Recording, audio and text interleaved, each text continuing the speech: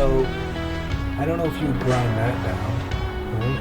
You're gonna... I would try to leave that. I mean, this obviously has to be smoothed out or filled in with some more undercoat fence right here. Probably similar to that. Right. Get some. We'll grind it all down. We'll address it. This looks factory though. Yeah, that looks factory. It's funny how that side's half neat and this side looks like they just. But you know what? They never put seam sealer on nicely in the trunks of these cars. I always noticed that. We had an original 70 with like, I don't know, whatever, 9,000 original miles. So we knew the car was all original from the original owner, and I was surprised at the quality of like the seam sealer and really good shit on it. Yeah, so Dave, just grind this all down, and we'll see what's underneath there, and we'll address it. But I want the trunk to look good. All right. So I think my 66 was undercoat. They're not sure.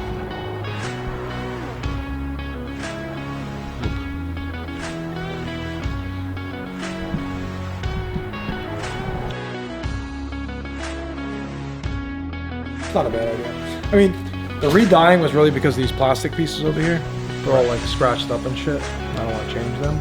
Right. So I was going to re-dye, and at the same time, this guy does like, he's done it for me before. He can do the wall interior where everything matches and looks great. But I don't think the foam and the springs are that bad. Alright. Then I wouldn't. Yeah. Well, we'll see when you take out the seats. Just clean up the tracks. Yep. Tear or something. I didn't get far enough to grind it out. See what's going on there. But what are these maze? There's supposed to be a second window.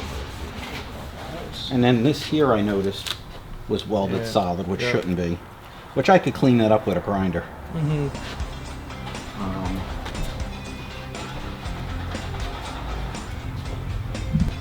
this is the left front bumper bracket.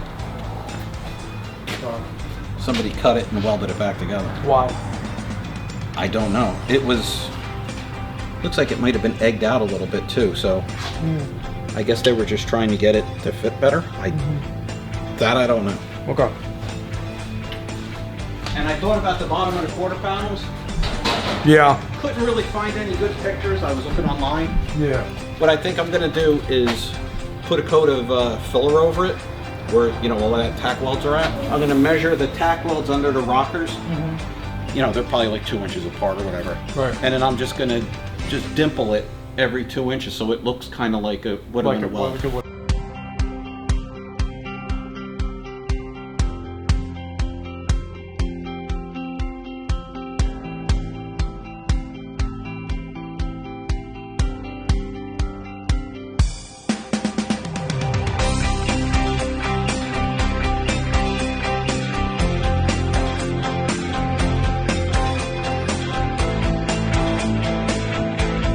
There's really no, we don't even see, right? We don't even see signs of it being repaired at one point, right? No.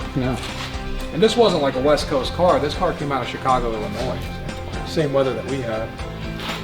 Well, I mean, being a Shelby, they probably didn't drive it all that much. Well, if you saw the restoration pictures, I don't know what to But you said it's a low mileage car, so. Yeah, 36,000. Yeah. Proven 36,000 miles. But I mean, I don't know if a lot of these had high miles, right? Because people bought them to race them, so it was quarter mile at a time. Yeah. You know what I mean? So I don't think that people bought them as daily drivers. I think people actually went and spent $4,500 to take it to the track And beat the shit out of it. Yeah. Right. So I don't know how much that actually means, but.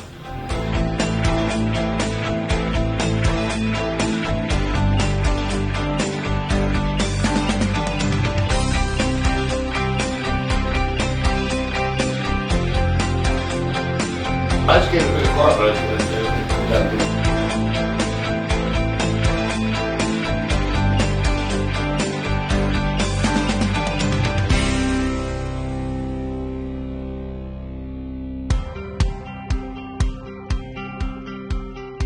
Okay, Dave, so what do we have here? Why is the car underneath the covers? The car's painted, so after that I masked up the car to protect it from the overspray, from trying to replicate the overspray from the assembly line on the floorboards and inside the rear fender wells. All right, yeah, that's something pretty cool that not many people really understand. It's an extra step of what we can go to above and beyond here, but just trying to make it as close to factory as we possibly exactly. can.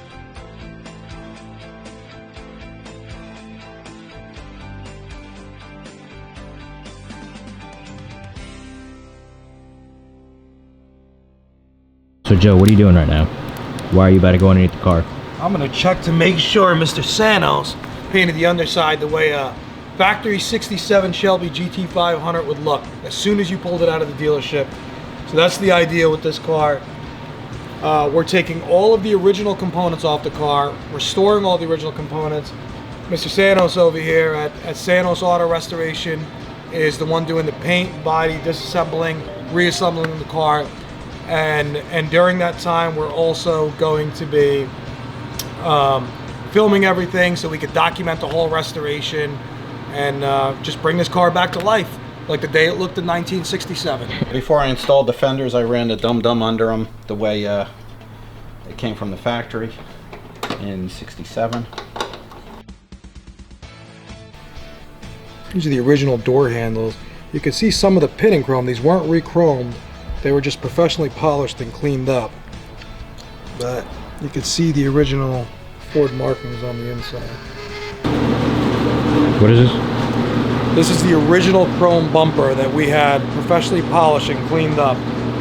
Just like the rest of the parts on this car. We believe that most of the parts on this car was completely original, and instead of changing them to cheap Chinese parts, we decided to take them and get them fully restored while the car was in pieces and getting painted. Those came out really good though. Phenomenal.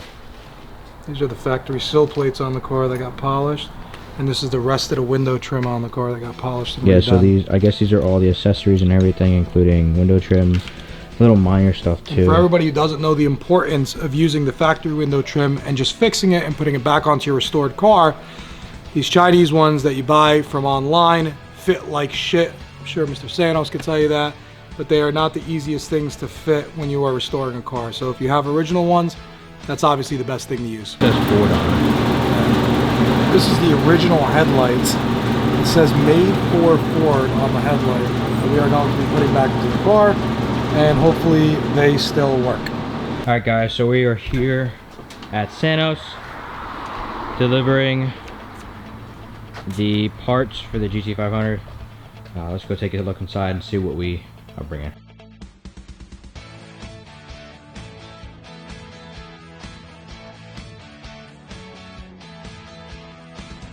What's going on, guys?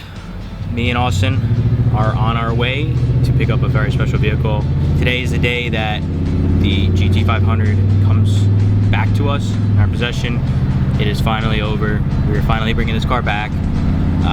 So come along with us to go pick up the vehicle, and we're gonna go bring it to the detail shop right after.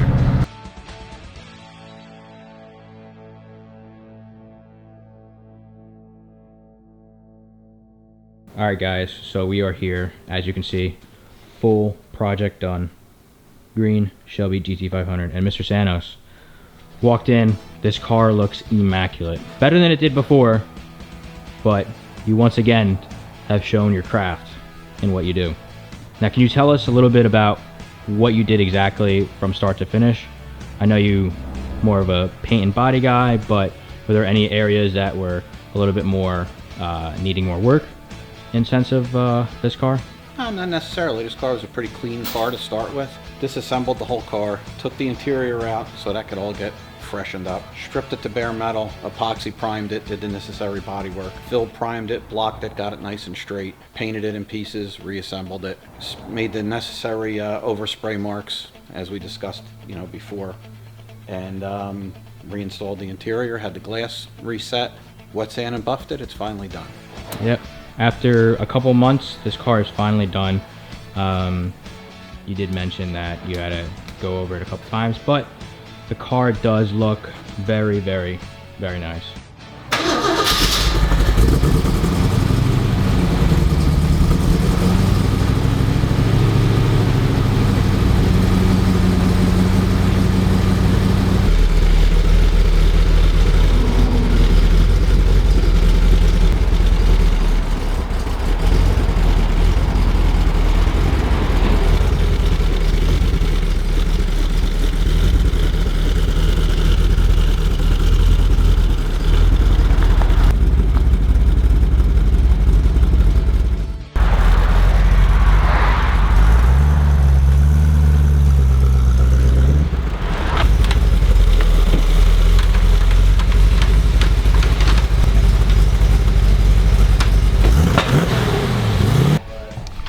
Hi guys, we are here at Danny Details, getting the car ready to get detailed. Basically, we're gonna go pretty much, I think, a ceramic coat. The car's gonna do its last step, so we bring it back and we do our full listing and unveiling of the car.